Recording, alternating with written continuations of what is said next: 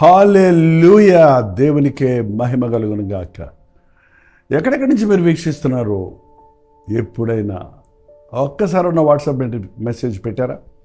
Live చాట్లోకి వచ్చి కనీసం మీ పేరు ఊరు టైప్ చేస్తున్నారా? ప్రతిరోజు అనుదిన ధ్యానం 7 గంటలకు మీ దగ్గర తీసుకొస్తున్నాం. మీరు వింటున్నారు, విశ్వసిస్తున్నారు, మేలు పొందుతున్నారని అనేకులు తెలియజేస్తున్నారు. మీరు కొందరైతే ఆ విషయాన్ని తెలియజేయలేదు, కనీసం ఈ రోజన్నా తెలియజేస్తారని నమ్ముతున్నారు. మరి వాళ్ళ ఆదివారం కదా, ప్రభు రోజు దినము, పునరుద్ధానపు దినము, ఆయన మందిరాలకు వెళ్ళాలి. చిన్న వాక్య ధ్యానం. పరిశుద్ధుడా, నీకు వందనములయ్యా, మరొక ఆదివారం మాకు ఇచ్చావు. మరొకసారి నీ నామంలో మేమందరము కూడి వచ్చి నిన్ను ఆరాధించుకున్నట్టుకు, మరి ముఖ్యంగా ఈరోజు ఈ మొదటి ఆదివారం రొట్టె విరుచుటయందు ప్రభు బలలో పాలుబొబ్బలు పొంది మరొకసారి మమ్మల్ని మేము పరిశీలించుకుంటాం. నీ ప్రేమను గుర్తు చేసుకున్నట్టుకు సహాయం చేయమని క్రీస్తు నామములో అడుగుచున్నాము తండ్రి, ఆమేన్. దేవుని స్తోత్రం. అక్టోబర్ నెలలో ప్రవేశించాము. మొదటి ఆదివారం ఇవాళ చాలా చర్చెస్లో ఎవ్రీ ఫస్ట్ వీక్ ప్రభు వల్ల ఆరాధన ఇస్తుంటారు. రొట్టె ద్రాక్షరసం పంచుకుంటాం, మనందరం పాలు పంపులు పొందుతాం. మరి సంస్కారం అంటారు, ప్రభు బల్ల అంటాము, ప్రభు రాత్రి భోజనం అంటాము. ఇది ఒక ఆచారం కాదు, కానీ ప్రభు నన్ను జ్ఞాపకము చేసుకున్నట్టుకు దీనిని చేయమన్నాడు కనుక మనం చేస్తూనే ఉన్నాం. బట్ అనాలోచనగా అర్ధరహితంగా చేస్తే మాత్రం అపాయం సుమా.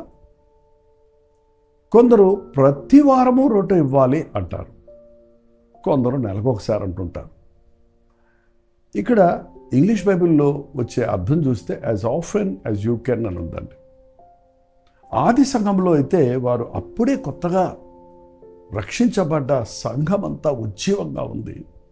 వారందరూ ఏకహృదయులుగా ఏకాత్మతో ఉన్నారు. వారి చెర ఆస్తులన్నీ అమ్మేసి సమిష్టిగా అందరూ కలిసి సమానత్వాన్ని వెంబడించారు. కాబట్టి వారు పేదవుడు ధనవంతుడు అనే వ్యత్యాసం లేకుండా అందరూ ఒకే స్థాయిలో కలిసి భుజించారు. కాబట్టి వారు ఆది సంఘంలో వారు అనుదినము దేవాలయములో తప్పక కూడుకున్నారు. అంతేకాదు, ఇంటింట కూడుకొనుచు రొట్టె విరుచుట యందు ప్రార్థన యందు ఎడతెగక ఉన్నారు. అంటే రోజు రొట్టె విరిచినట్టు కూడా కనపడిందండి. రోజు కలిసి భోంచేస్తున్నారు, రోజు ప్రభు ప్రేమను గుర్తు చేసుకుంటున్నారు. అయితే అది కొన్ని దినాలు అయ్యేటప్పటికీ ప్రభు పౌలు పరిచర్య వచ్చే సమయానికి పౌలు చెప్పాడు, చూడండి, ఆదివారము 20 అపోస్తల కార్యం 27లో 20వ అధ్యాయం 7వ వచనంలో, ఆదివారం మేము రొట్టె విరుచుటకు కూడినప్పుడు, ఆదివారం నాడు రొట్టె విరవటం ప్రారంభించారు. విశ్వాసులందరూ కూడినప్పుడు చాలా చర్చెస్లో ఇప్పటికీ కూడా ఆరాధన అయిన తర్వాత వచ్చిన వాళ్ళందరూ కాదు, కానీ రక్షించబడి బాప్తిసం పొందిన వారు సపరేట్గా మళ్ళీ ఇంకొక ఆరాధన జరుపుకొని అందులో ప్రభుబలు తీసుకుంటారు. ఇప్పుడేముందిలేండి, అందరికీ ప్రభుబలు ఇచ్చేస్తున్నారు, ఏదో ప్రసాదంలాగా. అదే అపాయం. ఏదైనా మనం అలవాటుగా చేస్తుంటే అది అలవాటైపోద్ది, చులకనైపోద్దండి. ప్రభు బల్ల దగ్గరకు వచ్చినప్పుడల్లా ఇది ఆయన శరీరమని, ఇది ఆయన రక్తమని అంటే అక్కడేమీ అద్భుతంగా ఆయన రక్తంగా శరీరంగా మారదు. కానీ ఆ యొక్క విశ్వాసముతో నీ కొరకు నలగగొట్టబడిన యేసయ్య సిలువను, నీ కొరకు రక్తము చిందించినటువంటి ఆయన గాయాలను, ఆయన పడ్డ శ్రమను గుర్తు చేసుకోకుండా నా స్థానంలో నాకు రావాల్సిన శిక్షను పొందాడన్న గ్రహింపు లేకుండా, ఆయన పొందిన దెబ్బల ద్వారా మనకు స్వస్థత అన్న విశ్వాసం లేకుండా, యేసు రక్తం మన ప్రతి పాపం నుండి పరిశుద్ధపరుస్తుందని గుర్తించకుండా ఊరకే ఆచారంగా రొట్టె ద్రాక్షరసంలో పాలు పంపులు పొందడం వల్ల ప్రయోజనమే లేదండి. ఈరోజు చాలామంది జీవితాల్లో క్రైస్తవులు అనే వారికి అంత నిర్లక్ష్యం అయిపోయింది. ఈరోజే కాదు, ఆ రోజుల్లో కూడా అపోస్తల కార్యాలు 20వ అధ్యాయం వచ్చేటప్పటికి ఆదివారం మాత్రమే రొట్టె విరిచారు. అట్లాగే కొరింథీయులకు రాసిన పత్రిక 11వ అధ్యాయంలో, మొదటి కొరింథీ 11వ అధ్యాయంలో చూస్తే పౌలు వారిని గద్దిస్తున్నాడు. చూడండి, 11వ అధ్యాయం 21వ వచనం. 20 కూడా, మీరందరూ కూడి వచ్చుచుండగా మీరు ప్రభురాత్రి భోజనము చేయుట సాధ్యము కాదు. ఏలైనగా మీరు ఆ భోజనం చేయనప్పుడు ఒకరికంటే ఒకడు ముందుగా తన మట్టుకు తాను భోజనము చేయుచున్నాడు. ఇందువలన ఆకలి కొడిన వాడు మరి ఒకడు మత్తుడవు, ఒకడు ఆకలి కొడును మరొకడు మత్తుడగును. ఏంటండి అక్కడికి వచ్చి భోజనాలు అన్న ప్రభు వల్ల అంటే ఆ రోజుల్లో ఇప్పుడంటే మనం చిన్న రొట్టె ముక్క చిన్న కప్పును ద్రాక్షరసం తీసుకుంటాం, కానీ యాక్చువల్గా వాళ్ళందరూ కలిసి సమృద్ధిగా భుజించేవారు. ఆ రోజుల్లో రొట్టె ద్రాక్షరసం వారి బెస్ట్ ఫుడ్. ఆ రొట్టెను ఆ ద్రాక్షరసంలో ముంచుకొని తినేవారు. ఈ రోజున ఆ రోజు అది పూర్తిగా వారి భోజనంగా ఉండేది, కానీ ఇవాళ గుర్తుకు మాత్రమే మనం దాన్ని ఆచరిస్తున్నాం. అది బాగుంది. అక్కడ అందరూకి భోజనం ఉంది కాబట్టి అందరూ కలిసి యేసయ్య ప్రేమను గుర్తు చేసుకొని రొట్టె విరవాలి. కానీ ముందు వచ్చిన వాళ్ళు ముందు తిని వెళ్ళిపోతే, వెనకాల వచ్చిన వాళ్ళు వెనక తిని వెళ్ళిపోతే, ముందున్న వాళ్ళకి ఎక్కువ అయిపోయి వెనకాల వాళ్ళు లేకుండా పోతే అదేలాగా ప్రభు వల్ల అవుతుంది? అదేలాగా ప్రభు ప్రేమ అవుతుంది? అదేలాగా కలిసి భుజించడం అవుతుంది? అదేలాగా కలిసి ప్రేమను పంచడం అవుతుంది? ఈరోజు కూడా మనం అదే పరిస్థితిని గమనిస్తున్నాం. ప్రభు బల్ల అనేది ఏదో ఒక ఆచారంగా తీసుకొని ఏదో ప్రసాదంలాగా తీసుకోవడం అనేది చూస్తూ ఉన్నామని, దాని గురించి పౌలు ఇక్కడ ఖండితంగా హెచ్చరిస్తున్నాడు. ఇక్కడ 23వ వచనం దగ్గర చదువుతున్నాం రండి. కొరింథీయులకు రాసిన మొదటి పత్రిక 11వ అధ్యాయం 23. మీరు పూర్తిగా చదవండి అధ్యాయాన్ని. ప్రభు బల్ల గురించిన సరైన అవగాహన మీకు కలుగుతుంది. నేను మీకు అప్పగించిన దాన్ని ప్రభు వల్ల పొందితిని. ప్రభువైన యేసు తనను అప్పగించబడ్డ రాత్రి ఒక రొట్టెను ఎత్తుకొని కృతజ్ఞతాస్తుతులు చెల్లించి దానిని విరిచి, ఇది మీ కొరకైన నా శరీరము, నన్ను జ్ఞాపకము చేసుకున్నటకు దీన్ని చేయుడని చెప్పాను. రొట్టె తీసి దాన్ని విరిచి, ఇది మీ కొరకై విరగొట్టబడిన నా శరీరము, మీరు నన్ను జ్ఞాపకం చేసుకోవటకు దీన్ని చేయండి. ఆయన జ్ఞాపకం చేసుకోవటం, ఆయన శిలువ యాగాన్ని జ్ఞాపకం చేసుకోవటం ముఖ్యం అక్కడ. అలాగే ఆయన పాత్ర ఎత్తుకొని, ఈ పాత్ర రక్తం వల్ల కొత్త నిబంధన, మీరు దీనిలోని త్రాగునప్పుడల్లా నన్ను జ్ఞాపకము చేయుటకై దీనిని చేయుడి అని చెప్పాను. పాత నిబంధనలో గొర్రెల ఎడ్ల రక్తం ఉందండి.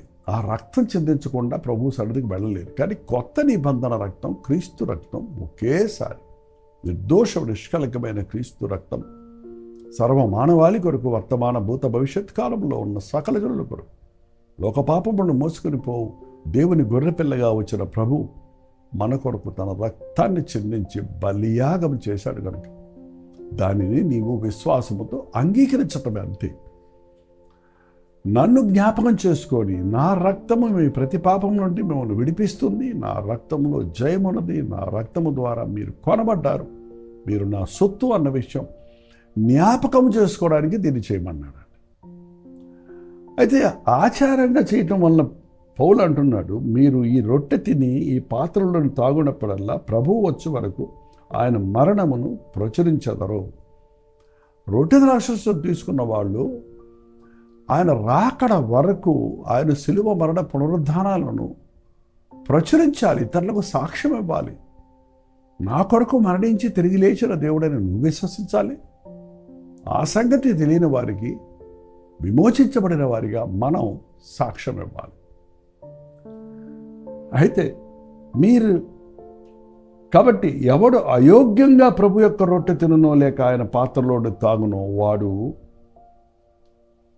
ఎంతమంది అంటే ఈ రోజున అయోగ్యముగా, మనసు సరిలేకుండా, హృదయం సరిలేకుండా, కోపం పెట్టుకొని, అసూయ పెట్టుకొని, అవిశ్వాసం పెట్టుకొని, పాపం పెట్టుకొని, ఆచారంగా బాప్తీసం పొందాను కాబట్టి నేను విశ్వాసిని అనుకుంటూ నా కొరకు చేసిన శిలువయాగాన్ని గుర్తు చేసుకోకుండా మళ్ళీ మళ్ళీ ఆయన గాయాలు రేపేవారిగా, అనాలోచనగా అయోగ్యంగా రొట్టె ద్రాక్షరసంలో పాలు పంపులు పొందితే వారు ఆ ప్రభు యొక్క శరీరమును గురించి, రక్తమును గురించి అపరాధి అగునో, అట్టివారు దోషులవుతారు. అట్టి వారు నేరం చేసిన వాళ్ళు అవుతారు, అపరాధులు అవుతారు. ఎంతమంది ఈ రోజున ప్రభు బలలో పాలుపంపులు పొందుతున్నప్పుడు మనసాక్షిని సరిచేసుకోకుండా, మన పాపములు ఒప్పుకొని విడిచిపెట్టకుండా, మన హృదయమును సరిచేసుకోకుండా, వెరిగి నలిగిన హృదయంతో కృతజ్ఞతాస్తుతులు చెల్లించకుండా, ఏదో దొరికింది అన్నట్టుగా అనాలోచనగా రొట్టె నోటిలో పెట్టుకొని ద్రాక్షరసం తీసుకోవటం అంటే ఎంత భయంకరమైన పరిస్థితి అండి.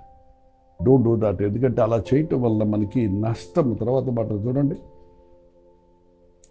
కాబట్టి 28వ వచనం, ప్రతి మనుషుడు తను తాను పరీక్షించుకున్న వలన అలాగ చేసి ఆ రొట్టె తిని తాగుచున్నాడు. పరీక్షించుకో, అందుకని మానేమనలేదు ప్రభు. కానీ నీవు పరీక్షించుకొని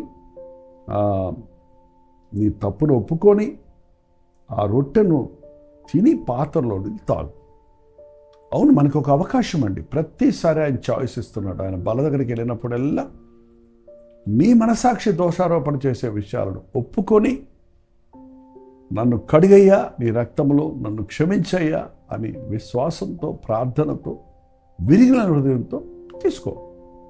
మొత్తాన్ని తీసుకోకుండా మానేయకండి. నేను సరిలేనని మానేయటం కాదు, సరిలేకపోతే సరిచేసుకో. అది దేవుడిచ్చిన అవకాశం మనకి. ఎంతటి పాపమునైనా క్షమిస్తాడు, ఎంత పాపినైనా తోసివేయడు. మన పాపములు మనము ఒప్పుకొనిన ఎడల ఆయన నమ్మదగిన వాడు, నీతిమంతుడు కనుక మన సకల దుర్నీతి నుండి మనల్ని ఆయన పవిత్రులుగా చేస్తాడు. ఈ లోక మాలిన్యం నుండి మనం ఎప్పటికప్పుడు క్రీస్తు రక్తంలో కడగబడాలి. అలాగూ మనం ఒప్పుకొని అప్పుడు రొట్టె తీసుకోవాలి. అంతేగాని 29వ వచనం, ప్రభు శరీరమని వివేచింపక తిని తాగువాడు తనకు శిక్షావిధి కలుగుటకే తిని తాగుచున్నాడు. ఇదేందో రొట్టెలే, ఇదేందో ద్రాక్షరసమేలే అని వివేచించకుండా, ఆలోచించకుండా, క్రీస్తు ప్రేమను జ్ఞాపకం చేసుకోకుండా ఆచారంగా తాగేవాడు, రొట్టె తినేవాడు, వాడు దోషి అవుతున్నాడు, నేరస్తుడు అవుతున్నాడు, తనకు శిక్షా విధి కలుగుటకే తిని తాగుచున్నాడు. ఇందువలనే మీలో అనేకులు బలహీనులు ఉన్నారు, రోగులై ఉన్నారు, చాలామంది నిద్రించుచున్నారు. రొట్టె ద్రాక్షరసంలో విరిగిన హృదయంతో పాలు పంపులు పొందడం వల్ల ఎంత ఆశీర్వాదం ఉందో వివేచించకుండా, అర్థం చేసుకోకుండా, కృతజ్ఞత లేకుండా ఆచారంగా తీసుకుంటే అంత ప్రమాదం ఉందండి. ప్రభు వల్ల కోసం ప్రతి ఆదివారం, మొదటి ఆదివారం మాత్రమే చర్చికి వెళ్ళే విశ్వాసులు ఈ రోజుల్లో సంఘాల్లో ఎక్కువైపోతున్నారు. మొదటి ఆదివారం వచ్చి తాను వర్ధిల్లని కొలది, ప్రభు అన్నాడు కదా, ఆదివారం మీరు కూడి వచ్చినప్పుడు మీరు వర్ధిల్లని కొలది నిల్వ చేసిన సొమ్మును తెండి అని. ఆదివారం ప్రభువుకు కానుకలు చెల్లించడం కూడా ఆరాధనలో ఒక భాగం. కాబట్టి కానుకలు చెల్లించేసి ఆ మొదటి ఆదివారం రొట్టె ద్రాక్షరసంలో పాలు పంపులు పొందితే మిగిలిన 3 ఆదివారాలు లేక 4 ఆదివారాలు ఇక ఆ నెలకి దేవుడు అక్కర్లేదు అన్నట్టుగా ఈరోజు అనేక మంది విశ్వాసులు ఉంటున్నారండి. మొదటి ఆదివారం చర్చ్ అంతా ఓవర్క్రౌడ్ అయిపోద్ది. మెల్లమెల్లగా మిగిలిన వారాల్లో స్టడీగా ఎవరు నమ్మకస్తులో వాళ్ళు మాత్రమే ఆలయంలో ఉంటారు. చూడండి, అందుకే కొందరు ప్రతి ఆదివారము ప్రభు బలి ఇస్తున్నారు. ప్రతి ఆదివారం ప్రభు బలి ఇచ్చినప్పుడు కొందరు ఏమనుకుంటారంటే, సరేలే ఈ వారం తీసుకోపోయినా ఇంకో వారం తీసుకుందామని. అసలు కృతజ్ఞత లేని వాడు, అందులో ఉన్నటువంటి అర్థము, దానివల్ల కలిగేటువంటి దీవెన గురించి ఎరగని వాడు, ఆ ప్రభు బలను గౌరవించని వాడు, విశ్వసించని వాడు, ఆయన ప్రేమను జ్ఞాపకం చేసుకొనని వాడు ఆ రొట్టె ద్రాక్షరసం తీసుకోవటమే అతనికి ప్రమాదం, తీసుకోకపోవటమే మేలు చెప్పాలంటే. అందుకని రొట్టె ద్రాక్షరసం తీసుకునేటప్పుడు మనల్ని మనం పరిశీలించుకుందాం. ప్రభు బలలో పాలు పంపులు పొందుదాం. ప్రభు బలలో పాలు పంపులు పొందటం ఎంత ముఖ్యమో, వారమంతా ప్రతి ఆదివారం ప్రభు సన్నిధికి వెళ్ళటం అంతే ముఖ్యం. దేవునితో సమయం గడపటం, ప్రభు ధర్మను ఘనంగా ఆచరించడం మనకెంతో మేలు. కాబట్టి రండి, మరి మీకు చర్చెస్ టైం అవుతుందేమో, మీరు వెళ్ళి ప్రభు వల్లలో పాలు పంపులు పొందండి. ఆ కృతజ్ఞతతో, స్తుతితో, విరిగి నలిగిన హృదయంతో మీ దోషములను, పాపములను అప్పటికప్పుడే ఒప్పుకొని విడిచిపెట్టి క్రీస్తు రక్తంలో కడగబడినట్లుగా దేవుడు గొప్ప ప్రణాళిక మన కొరకు సిద్ధపరిచాడు కనుక క్రీస్తు రక్తంలో కడగబడదాం. శుద్ధులమై, పరిశుద్ధులమై, పరలోక వారసులుగా, ఆయన ప్రజలుగా ఈ లోకంలో జీవిద్దాం. ప్రార్థన. పరిశుద్ధుడ, ప్రేమగల తండ్రి, ఈ సమయంలో మరొకసారి నీ పాద సన్నిధికి వస్తున్నామయ్యా. రొట్టె ద్రాక్షరసములో పాలుపంపులు పొందాలనే ఆశ మాకు ఎంతుందో అంతగా మా హృదయాలను నీ సన్నిధిలో పరిశీలించుకొని సరిచేసుకొని విరిగి నలిగిన హృదయంతో రొట్టె ద్రాక్షరసంలో పాలుపంపులు పొంది నీకు మరింత సన్నిహితులవుటకు సహాయం చేయము. నా కొరకు కార్చిన నీ రక్తానికి బదులు నా శరీరంలో ఉన్న ప్రతి రక్తపు బొట్టు నీ కొరకు వాడతారని నిబంధన చేసుకుంటకు నా శరీరంలో నేను చేసిన పాపము కొరకు నీవు నలగొట్టబడ్డావు కనుక అయ్యా నీ నామము కొరకు నేను అవమానము, సిగ్గు, బాధ, కష్టమైన భరిస్తాను అని దేవునితో ఒక నిబంధన చేసుకుంటూ సహాయం చేయండి. బాప్తీసం పొంది రొట్టె ద్రాక్షరసం తీసుకునే వారికి కేవలం విశ్వాసులమని చెప్పుకొని రామకార్థ స్థితిలో అవిశ్వాసుల కంటే హీన స్థితిలో ఉన్నవారికి వ్యత్యాసం కనబడినట్లుగా మా బ్రతుకుల్లో శుద్ధీకరణ కలుగచేయమని క్రీస్తు నామములో అడుగుచున్నాను తండ్రి, ఆమేన్. మన తండ్రి అయిన దేవుని యొక్క ప్రేమయు, కుమారుడైన క్రీస్తు యొక్క కృపయు, ఆదరణకర్త అయిన పరిశుద్ధాత్మ యొక్క సహవాసము కూడి వచ్చిన మనందరికీ ఇప్పుడున్న సదాకాలము తోడైండును గాక, ఆమేన్. దేవుని స్తోత్రం. మీ ప్రార్థన స్తోత్రాల భారాలు 9540 నెంబర్కి, మీరు ఇతర దేశాల్లో ఉంటే 91001010 నెంబర్కి టెక్స్ట్ లేక వాయిస్ మెసేజ్ ద్వారా వాట్సాప్ పెట్టండి. మీ నిమిత్తం మేము ప్రార్థిస్తున్నాం. మీ ప్రైజ్ రిపోర్ట్స్ కూడా తెలియచేయండి. మీరు కూడా ప్రార్థించండి, దేవుడు తప్పక జవాబిస్తాడు. డాక్టర్ జైపాల్ ఉంటుంది చాలా లైక్ చేయండి, షేర్ చేయండి. మీ పేరు ఊరు కామెంట్ సెక్షన్లోకి వచ్చి టైప్ చేయండి. ఉచితమైన కల్వరి చర్చిలో జరిగేటువంటి ఆరాధన మీకు లింక్ ఇస్తున్నాం. మీరు కూడా మా ఆరాధనలో పాల్గొని దేవుని వాక్యాన్ని విని దీవించబడండి. మొదటగా మీ మందిరాలకు వెళ్ళండి సుమా. అలాగే మధ్యాహ్నం 3 గంటలకు హెచ్చరిక, రాత్రి 9 గంటలకు కల్వరి ప్రతి తొమ్మిదిలో మళ్ళీ కలుసుకుందాం. అంతవరకు దేవుని మహాకృప మీకు తోడైంది కాక.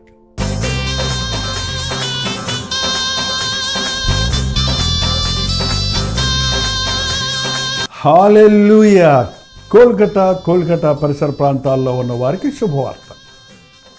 ఎంతో కాలంగా ప్రార్థిస్తున్నాం, ఎదురు చూస్తున్నట్లుగా ఈ అక్టోబర్ 20వ తారీఖు అలాగే 21వ తారీఖు 2 రోజులు బరక్పూర్లో, కలకటాలో గెట్ టుగెదర్లు ఏర్పాటు చేస్తున్నాం. తప్పక మీరు వస్తారని, టీవీ కార్యక్రమాల ద్వారా వాక్యాన్ని వింటున్న మిమ్మల్ని నేరుగా చూడడానికి, వ్యక్తిగతంగా మీకోసం ప్రార్థించడానికి, మీ ప్రార్థనా భారాలు ప్రభు సన్నిధిలో ఉంచి విజ్ఞాపన చేయడానికి ఎంతో ప్రార్థనాపూర్వకంగా అక్టోబర్ 20, 21 తారీఖుల్లో కోల్కతాలో ఈ మీటింగ్స్ ఏర్పాటు చేస్తున్నాం. ముఖ్యంగా అక్టోబర్ 20వ తారీఖు బెరక్పూర్లో అసెంబ్లీస్ ఆఫ్ క్రైస్ట్ చర్చ్ ఆవరణలో ఈ 1 డే గెట్ టుగెదర్ ఏర్పాటు చేయబడుతుంది. అలాగే 21వ తారీఖు కోల్కతా సిటీలో బైబిల్ సొసైటీ ఆఫ్ ఇండియాలో ఈ 1 డే గెట్ టుగెదర్ ఏర్పాటు చేయబడుతుంది. ఈ విషయమై మీకు ఇంకా వివరాలు కావాలంటే ఇక్కడ ఇవ్వబడినటువంటి ఫోన్ నెంబర్కి మీరు కాల్ చేయండి, లేదా ఈ క్యూఆర్ కోడ్ని మీరు స్కాన్ చేసుకోండి. చిరునామా గమనించండి. Assemblies of Christ church, river side road, Barrackpore, West Bengal, సాయంత్రం 5 గంటలకి. అలాగే అక్టోబర్ 21వ తారీఖు కోల్కతాలో Bible society of India, new market area, Jawaharlal Nehru road, Dharmatala, Kolkata మధ్యాహ్నం 2 గంటల నుంచి సాయంత్రం 7 గంటల వరకు మాత్రమే. సమయాలు, తారీఖులు గమనించండి. ఈ 2 సెషన్స్లో మీరందరూ పాల్గొంటారని, ముఖాముఖిని చూడటానికి, మీకోసం ప్రార్థించడానికి అవకాశం కలుగజేస్తారని ఆశిస్తూ మీ దగ్గరకు వస్తున్నాం. రండి, మనందరం కలిసి ప్రభువుని ఆరాధిద్దాం, దీవించబడదాం. శరణం ఈసా మసీహ్ శరణం.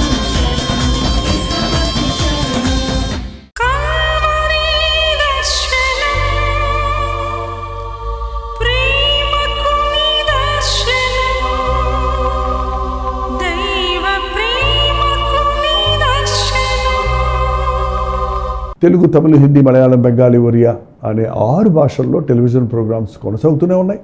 భారభరితమైన పరిచయంలో మీరు సహకరించాలని ఆశిస్తే, ప్రభు మిమ్మల్ని ప్రేరేపిస్తే మీ విరాళాలు, కానుకలు డాక్టర్ జైపాల్ ఫౌండేషన్స్ అనే ట్రస్ట్ నెంబర్కి మీరు పంపించవచ్చు. అవి నేరుగా టీవీ ఛానల్స్కి వెళ్తాయి. అందులో ఏది మేము మా సొంత ఖర్చుల కొరకు ముట్టుకోవటం లేదు, వేరే పరిచయ కొరకు ముట్టుకోవటం లేదు. టెలివిజన్ పరిచయలో ఇంకా సువార్త వినని వారికి అది అందించాలని ఆశతో ఒక 20 సంవత్సరాలుగా కొనసాగుతున్న పరిచయం కొరకు ప్రార్థించండి. మీ సహకారాన్ని అందించండి. ఈ విషయం మీకు ఇంకా వివరాలు కావాలంటే 89393939 అనే నెంబర్కి మార్నింగ్ 10 నుంచి ఈవినింగ్ 10 లోపల మీరు ఫోన్ చేయండి, వివరాలు మీకు తెలియజేస్తాను.